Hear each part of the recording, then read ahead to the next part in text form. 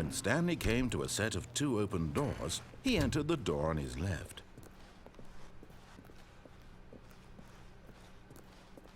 Yet there was not a single person here either.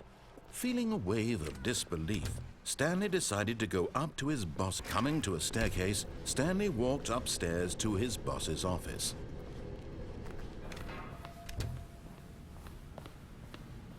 Here's the door, just go.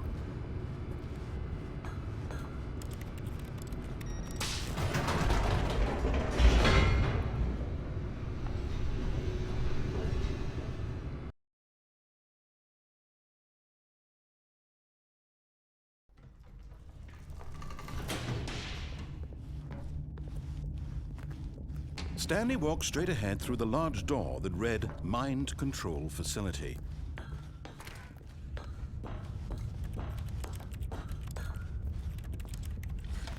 The lights rose on an enormous room packed with television screens. What horrible secret did this place hold? Stanley thought to himself. Did he have the strength to find out? Now the monitors jumped to life, their true nature revealed. Each bore the number of an employee in the building, Stanley's co-workers. The lives of so many individuals reduced to images on a screen, and Stanley, one of them, eternally monitored in this place where freedom, this mind control facility, it was too horrible to believe. It couldn't be true. Had Stanley really been under someone's control all this time? Was this the only reason he was happy with his boring job? That his emotions had been manipulated to accept it blindly? No, he refused to believe it. He couldn't accept it. His own life in someone else's control? Never! It was unthinkable, wasn't it? Was it even possible? Had he truly spent his entire life utterly blind to the world? But here was the proof, the heart of the operation.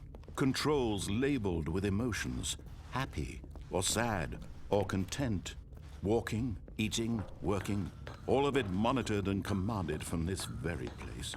And as the cold reality of his past began to sink in, Stanley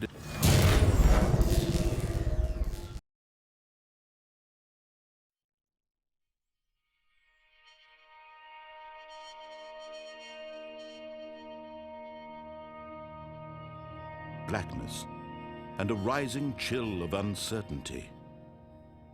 Was it over? Yes! He had won! He had defeated the machine, unshackled himself from someone else's command. Freedom was mere moments away. And yet, even as the immense door slowly opened, Stanley reflected on how many puzzles still lay unsolved. Where had his co-workers gone? How had he been freed from the machine's grasp? What other mysteries did this strange building hold? But as sunlight streamed into the chamber, he realized none of this mattered to him, for it was not knowledge or even power that he had been seeking, but happiness. Perhaps his goal had not been to understand, but to let go. No longer would anyone tell him where to go, what to do, or how to feel. Whatever life he lives, it will be his. And that was all he needed to know. It was perhaps the only thing worth knowing. Stanley stepped through the open door. Stanley felt the cool breeze upon his skin, the feeling of liberation, the immense possibility of the new path before him. This was exactly the way, right now, that things were meant to happen. And Stanley was happy.